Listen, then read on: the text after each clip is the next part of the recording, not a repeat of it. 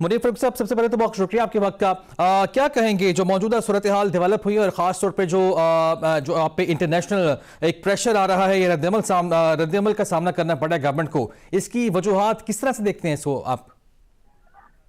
देखिए, इसकी अहमियत बहुत ज्यादा है। आप ये नहीं कह सकते कि इन चीजों को कोई गैर अहम करार दे सकता है, लेकिन ये दबाव इमरान खान साहब से ज्यादा मिलिट्री कोच के फैसलों के हवाले से आ रहा है। और ये प्रेशर तो अब आने वाले दिनों में मजीद बढ़ेगा, क्योंकि अभी तो सिर्फ 25 कन्विक्शन हुई हैं जो अनाउंस हुई है। अभी तो तकरीबन ये कोई 70-80 या 82 लोग हैं जिनकी कन्विक्शन होनी है। तो जब उनको सजाएं अनाउंस होंगी तो जारी बात है एक बैकलैश तो आएगा। और जारी बात है Pakistan is part of the globe, आप आइसोलेशन में तो एग्जिस्ट नहीं कर सकते। फिर सवाल भी पूछे जाएंगे, मसाइल को भी हाईलाइट किया जाएगा। ये प्रेशर उससे ताल्लुक रखता है। गवर्नमेंट ऑफ पाकिस्तान का मौक़िफ़ बड़ा क्लियर है कि हमारा एसेंशियली इंटरनल मैटर है और हम इससे किसी की डिक्टेशन या किसी की जो डोमिनेंस है वो बर्दाश्त नहीं करेंगे।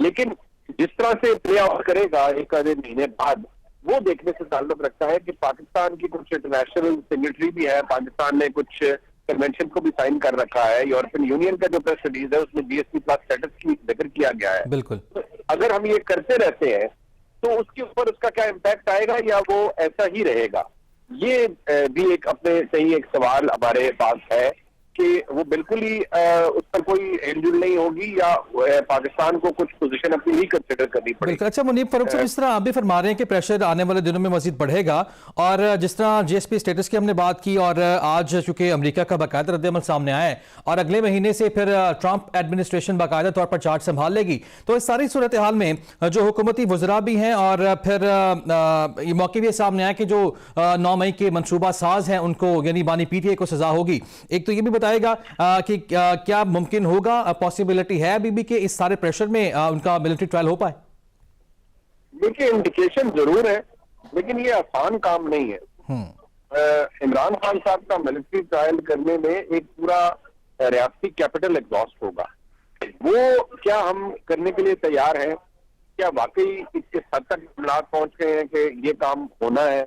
ये एक बहुत बड़ा सवाल है। मेरे नजदीक तो ये कोई आम चीज नहीं है। एक साबिक वज़ीर आज़म का मिलिट्री कोर्ट के अंदर ट्रायल, ये कोई छोटी चीज नहीं है।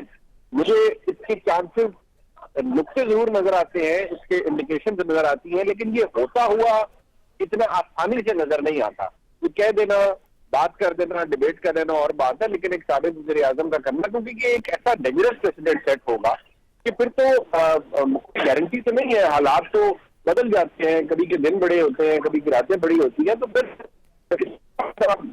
आज से 5 साल बाद हालात क्या हो, ये कोई और भी इसका शिकार बन सकता है। लेकिन भारत इमरान खान साहब की जमात से जो सरदर्द हुआ या उनसे मंसूब जो चीजें हैं, 9 मई है, फिर एक और मामला है, तो सारी बात है उनमें वो सिचुएशन तो डेवलप हो चुकी है। लिहाजा आप उसको रूल आउट तो नहीं कर सकते सिंपली इस बेसिस के ऊपर कि नहीं वो चीजें इस तरह से है जिनको आप। बिल्कुल ठीक है। अच्छा मुनीफ फारूक साहब, आपसे ये भी जानना चाह रहा हूँ, बड़े खबर सहाफ़ी हैं आप, आपके पास की खबरें भी होती हैं, तो मैं ये जानना चाह रहा हूँ कि इदारों में और हुकूमत के माबैन चल क्या रहा है? और दूसरा, क्योंकि अभी सुप्रीम कोर्ट से इसका फैसला आना अभी बाकी है, जो डिटेल फैसला आएगा कि सिविलियंस का मिलिट्री ट्रायल हो सकता है कि नहीं।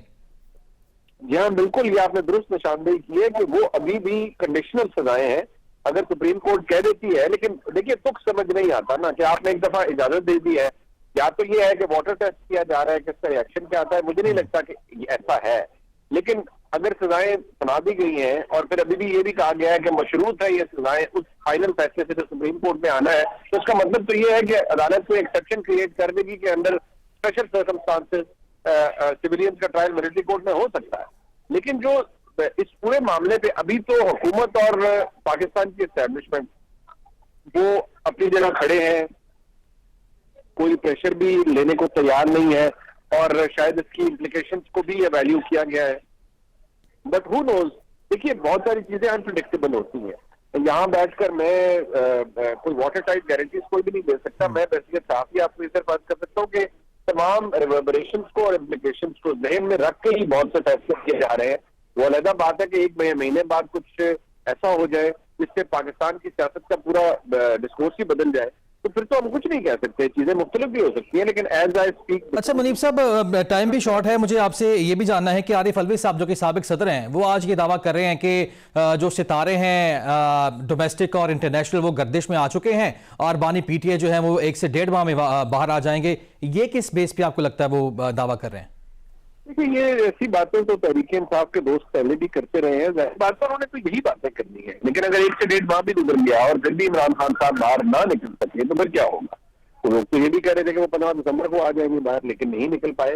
लोग तो ये भी कह रहे थे कि नवंबर में हुकूमत खत्म हो जाएगी, सब पलट जाएगा, तो ऐसा नहीं हुआ। अब 20 जनवरी के बाद भी देख लेते हैं कि हालात क्या बनते हैं, लेकिन मुझे नहीं लगता कि बहुत कुछ इतना आसान होगा जितना दोनों अतराफ से समझा जा रहा है। बिल्कुल ठीक है, नहीं सूरत हाल जो है वो मुश्किल आपको दिखाई देती है। बहुत शुक्रिया, मुनीब फारूक साहब हमारे साथ मौजूद थे।